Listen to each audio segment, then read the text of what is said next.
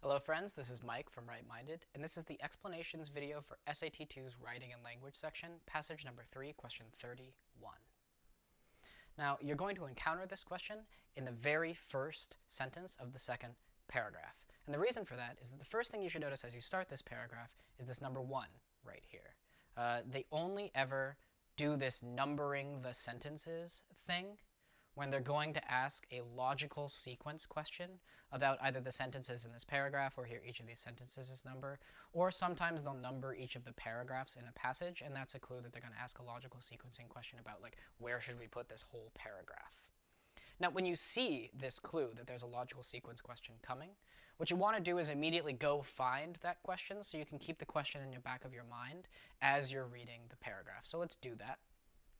You'll find the question in question 31. And here's the logical sequencing question. It asks, where is the most logical place in this paragraph to add the following sentence? Now, sometimes they're going to pick one of the sentences of the paragraph and ask you to move it around. Here, they're not doing that. Here, they're asking you, we're going to have this new sentence, and we're going to add it in somewhere. So you want to read the sentence and kind of keep it in mind. The sentence goes like this: what Wilmers and Estes discovered in their study, therefore, surprised them. All right, major upshots from this right now are: keep this sentence in mind as you read along in the paragraph. If you stumble upon a place where you think it could naturally fit, keep a note of that. But really the biggest upshot is that for logical sequencing questions, you need a deep understanding of the ideas in the paragraph, and especially the meta summary, the structure of the ideas in the paragraph, the flow of the paragraph. What's the main thought that the author is trying to communicate in this paragraph, and how does the author get there? What's the route that the author takes? What's the flow of ideas that is going on through the paragraph? That's going to be the crucial information that's going to help us answer these questions. So that's why we go to find the logical sequencing questions so early, because the major upshot is we're going to need to read this paragraph in a ton of detail. All right, so let's do that now. And actually, I'm going to hop over to this side so we can line everything up all pretty.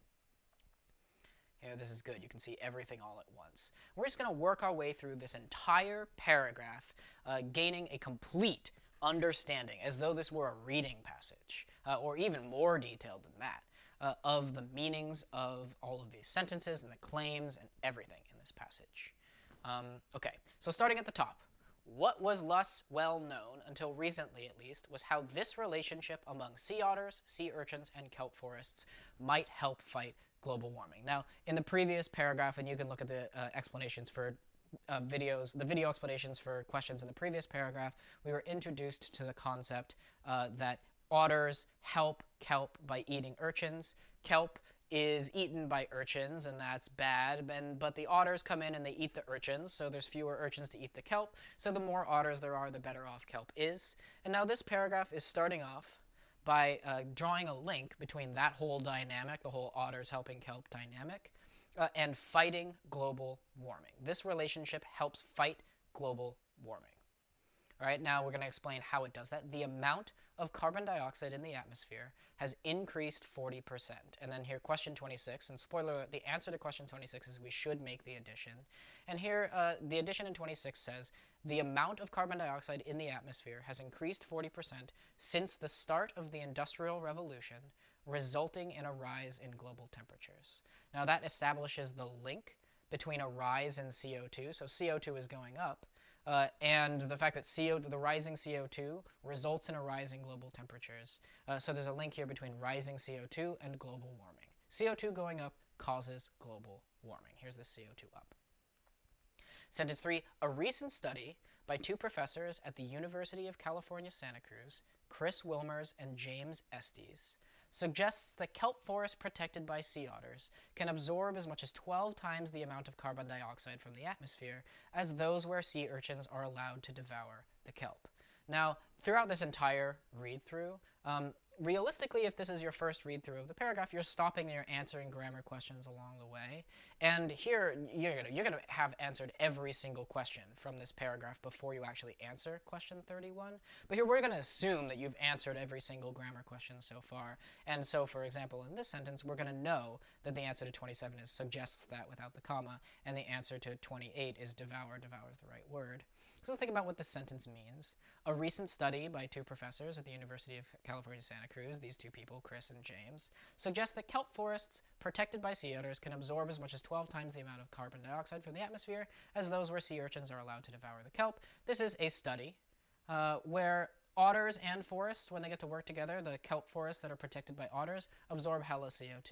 Right? They absorb tons of CO2, way more than when sea urchins are allowed to eat all the kelp, because kelp absorbs CO2, and the urchins screw the kelp over, stop the kelp from doing that, but the otters eat the urchins, which allows the kelp to do its absorbing thing. We get more detail on that right here. Like their terrestrial plant cousins, or sorry, it's like its terrestrial plant cousins, because that's the answer to 29. Like its terrestrial plant cousins, kelp removes carbon dioxide from the atmosphere, turning it into sugar fuel through photosynthesis, and releases oxygen back into the air. This is just this central claim. Kelp removes carbon dioxide. It removes carbon dioxide. These forests absorb hella CO2. And that's going to fight global warming, right? CO2 is going up. That's causing global warming. Well, we're absorbing a bunch of CO2. That's how we're fighting global warming. All right, sentence 5. Scientists knew this. Scientists knew that kelp removes carbon dioxide, but they did not recognize how large a role sea otters played. And here again, this is important. As you're going through this read-through, you need the correct answer choices to all the other questions. Scientists knew this, but did not recognize how large a role sea otters played in helping kelp forests to significantly decrease the amount of carbon dioxide in the atmosphere. All right, so scientists were aware that kelp removes carbon dioxide, but they didn't yet realize that otters had this big role to play. They knew that kelp was important. They knew that kelp did a lot of photosynthesis and helped absorb the CO2 stuff, but they didn't realize that otters were like a really crucial part of this picture. And here, this is what the note says. Here's scientists, their viewpoint is they didn't realize that otters' dopeness. Right? They didn't realize that otters were cool. They knew kelp was cool. They didn't realize otters were like on team kelp in this sort of crucial way. And then here's sentence 6.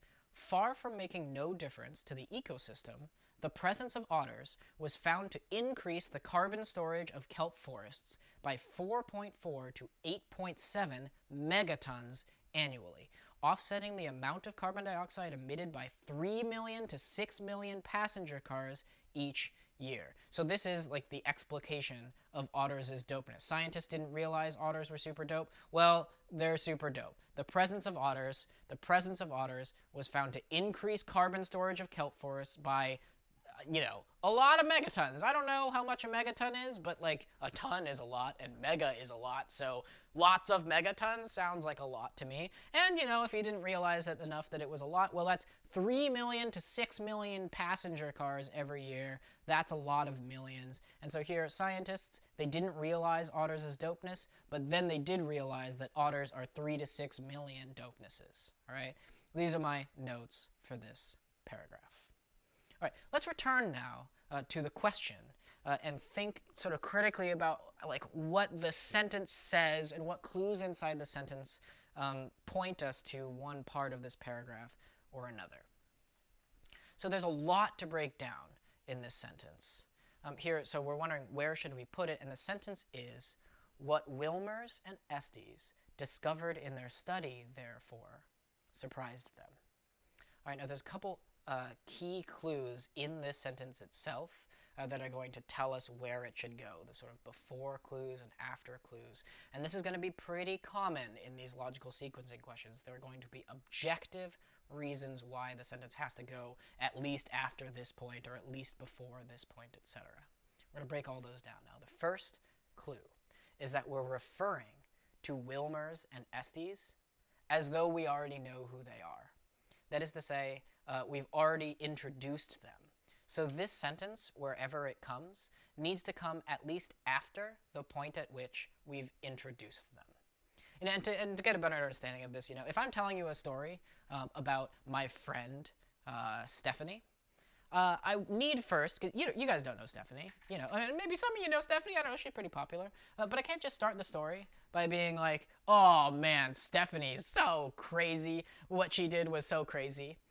I need to tell you that I'm talking about my friend Stephanie, because she's my friend. Maybe, if you don't have any context, maybe she's my, aunt or enemy. I first have to start the story by saying she's my friend, Stephanie. By the way, my friend Stephanie did something crazy this past week. I can't just refer to her as if you already know who she is. This is kind of like little kids talking about, oh, well, Jake told me this the other day. And like, who's Jake? I don't know, you little kid. Okay, so we're talking about Wilmers and Estes as though we already know them. And so we need to, this sentence needs to come after the point at which they've been introduced. So let's look and find that point again. And here that point comes, well, let's just look for the first time they're mentioned. The first time they're mentioned is at this box right here. A recent study by 2 professors at the University of California, Santa Cruz, Chris Wilmers and James Estes, suggests a bunch of stuff. Now, this is the kind of introduction we're looking for, right? We can't just be like, Chris and James, remember what Chris and James thought, what Chris and James discovered surprised them, Your readers would be like, who are Chris and James? This is the introduction we need. A recent study by 2 professors. Who are Chris and James? They're 2 professors at UCSC. Their names are Chris Wilmers and James Estes, and they're people who did a study. So this is the introduction. This introduction happens in sentence 3. This is where they're being introduced. So what we can take away from this is that at the very least, this sentence, referring to Wilmers and Estes as though we already know them, and this is this note right here, they've already been introduced, so this sentence needs to come at least after sentence 3, at least after sentence 3, and that takes out answer choice A on its own. Okay. Now, what follows is sort of like deeper. We've eliminated one answer choice, but then we're going to need to think deeply about the other ones. And it has to do with the 2 remaining clues. These are sort of substantive, conceptual clues in the sentence itself. And it has to do with the words therefore and surprised. Now here, let's take them one at a time. We're saying what Wilmers and Estes discovered in their study, therefore, surprised them. All right, the word therefore is a transition word that you might notice from the fact that therefore gets tested a lot in transition questions. And what it does is it points to the thing above, and it says this thing up here is the reason why the thing I'm going to say down low is true. You use therefore right before you're about to state the conclusion of your argument. You're like, this is true, this is true, this is true, therefore this is true. All this stuff is the setup for my big conclusion, right? So in this sentence, that therefore is calling for the stuff above to cause or set up for the stuff that follows the therefore. Now, the thing that follows the therefore is surprise. Now, let's talk about what surprise is, because here, this therefore is saying that because of whatever we said before, what Wilmers and Estes discovered in their study, therefore, surprised them. And here, the stuff that comes before the therefore, it's like, I'm going to say some stuff, my car is red. What we discovered in our study, therefore, surprised them. It's like, oh, like the redness of the car is the reason why they were surprised. And so therefore points to this stuff above and says it causes this thing. And surprise is the thing that is being caused. And let's just look at what surprise is. We've got this stuff causing surprise. Now here, this is this note. What does it take to be surprised? What is the nature of surprise? Well, being surprised involves a baseline set of beliefs. You're sort of walking around the world thinking one thing, and then, sort of step 2, the opposite of the stuff that you believed happens. Think about a classic surprise birthday party, right? One of your friends is like, hey, do you want to come over to my house to study boring homework? And you're like, oh, I'm just going to go to this stupid friend's house to study stupid homework on my birthday. Nobody loves me. Everybody hates me. Everybody forgot my birthday. I'm about to, disown all my friends, etc. These are your baseline beliefs. And then you walk into the surprise party, everybody yells surprise, and you're like, oh my god, my baseline beliefs are all wrong. The opposite of my baseline beliefs are happening. Everybody remembered my birthday. Everybody loves me. I need to take back all the mean things I said about them on Twitter. Right, so that's the nature of surprise. You go in thinking one thing, and then the opposite thing happens. Okay. Now, if the stuff above this sentence is the stuff that's causing the surprise, then what needs to happen above this sentence, is that we need to set a sort of baseline belief about how things are. These scientists need to be in a situation, like a pre-surprise party situation, where they think one thing. They're thinking in this certain way. They're sort of going about their daily lives under the impression that the world works in one way. And then what needs to happen after this sentence is these beliefs need to be shattered. The opposite of what they believed needs to happen. So that's the situation, that's the conceptual situation we're looking for in the paragraph. So we're going to try to do this question in the best way possible. Instead of just looking like, oh, can we put it here, can we put it here, can we put it here, we're just going to try to find the actual place in the paragraph where there is that kind of setup for a surprise, and then a delivery of like a shattering or a reevaluation of expectations. So going back to the paragraph itself. Basically, we want to ask, like, straight up, every single sentence, is there an expectation being set up where the beliefs that the scientists had are then shattered? So what was less well known until recently, at least? And actually, this until recently, at least, is kind of good. So something happened recently.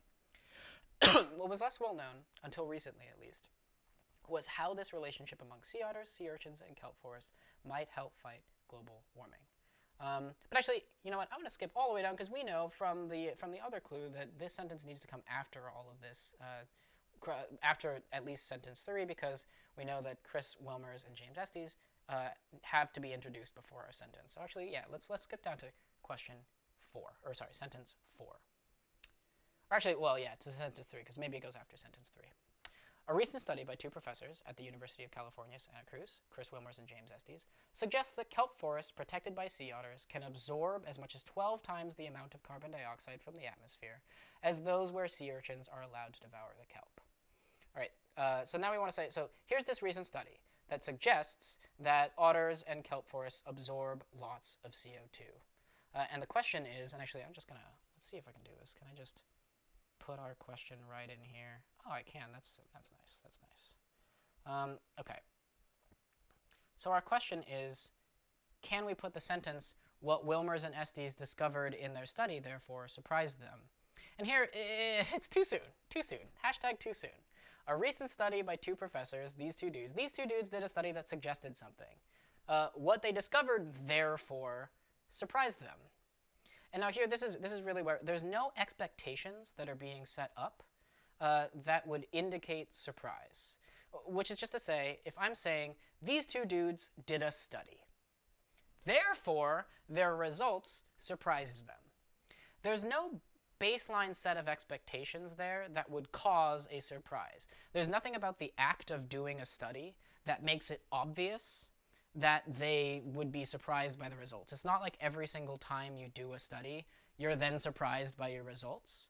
In here, they had a study that suggested the thing they found. And there's nothing like, okay, like I did a study showing that kelp forests are really helped by otters.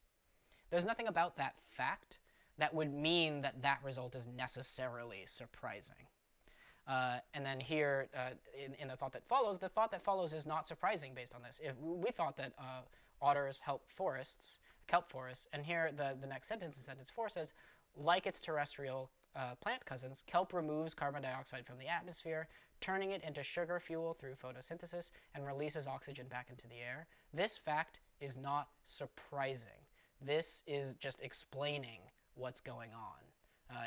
This is explaining what's going on in the study. Okay, so there's no setup or expectation for surprise. Similarly, taking sentence 4 as like maybe sentence 4 is the thing that's setting up for the surprise. Like its terrestrial plant cousins, kelp removes carbon dioxide from the atmosphere, turning it into sugar fuel through photosynthesis, and releases oxygen back into the air. And then here trying to add it, what Wilmers and Estes discovered in their study, therefore, surprised them. And again, there's no baseline belief here that is inherently setting up for surprise. Here we want something with the structure of like, the scientists thought this one thing that turned out to be wrong, therefore the results surprised them, right? The scientists were expecting the results to be one way, therefore when the results came back the other way, they were surprising.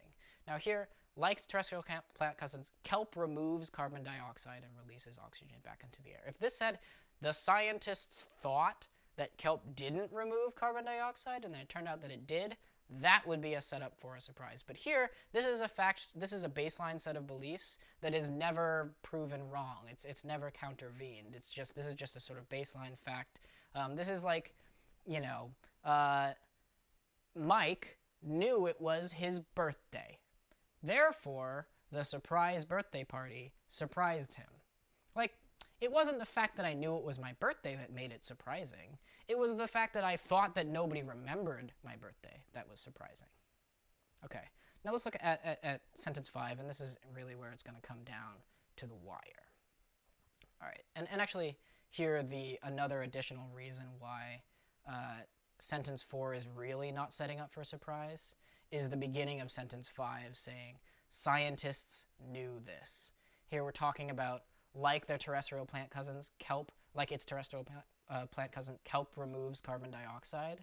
And then if we're following it up with, oh, yeah, I mean, scientists knew this. You know, scientists already knew this. This is not a surprising thing. Okay. Scientists knew this. Scientists knew that kelp removes carbon dioxide, but did not recognize how large a role sea otters played in helping kelp forests to significantly decrease the amount of carbon dioxide in the atmosphere. Now, here is a setup for surprise, and let's look in detail at how this works. Scientists knew already that kelp removed carbon dioxide. They were well aware of this. They were like, yeah, like kelp helps fight global warming because it removes a bunch of carbon dioxide, and that's a good thing. But here, scientists didn't realize that otters played a big role. This is like this pre-party understanding that Mike didn't realize that a bunch of people were hiding behind the friend's couch, you know? When he opened the door, therefore, you know, the results were surprising because he didn't realize this hidden thing that was soon to be revealed to him. That's what's going on here, right? Scientists knew that kelp removes carbon dioxide, but they didn't realize that otters played a big role. And here, this study is about otters playing a big role. This study is about forests protected by otters helping remove kelp. So scientists knew that kelp removes carbon dioxide, but they didn't realize how large a role sea otters played. And then here, what Wilmers and Estes discovered in their study, therefore, surprised them. They didn't realize how large a role sea otters played. What Wilmers and Estes discovered in their study, therefore, surprised them because they didn't realize that sea otters played a good role. And then, lo and behold, far from making no difference to the ecosystem, the presence of otters was found to increase the carbon storage of kelp forests by 4.4 to 8.7 megatons annually, offsetting the amount of carbon dioxide emitted by 3 million to 6 million passenger cars each year. So here's that setup of expectations. They expected one thing, and the surprise happened. Those expectations were shattered. Scientists went into this not realizing how large a role otters played, but then far from making no difference to the ecosystem, which was what they expected, the presence of otters was found to increase the carbon storage of kelp forests by a ton, millions and millions of cars. They expected the otters not to make a difference, but the otters instead made a huge, huge, huge difference. Okay, so that's why we need to put it. That's why we need to put the sentence where it is after sentence 5, between sentences 5 and 6, because the baseline set of beliefs is that the scientists were unaware that otters help, and the surprise that happens is, oh my god, otters help so much. They help 3 to 6 million cars worth of helpness. Answer choice A here is wrong again because Wilmers and Estes need to be introduced before we can refer to them as though they're our old friends. The readers wouldn't know who Wilmers and Estes are. They need to be who they are needs to be described first, so it needs to come at least after sentence 3. And it doesn't come after sentences 3 or 4 because, again, looking up here, neither of these has the dynamic of setting up for a surprise that immediately follows. There's nothing about either sentence 3 or sentence 4 that sets up an expectation that is then shattered. Okay, that's all for this question. I'll see you all in the next video.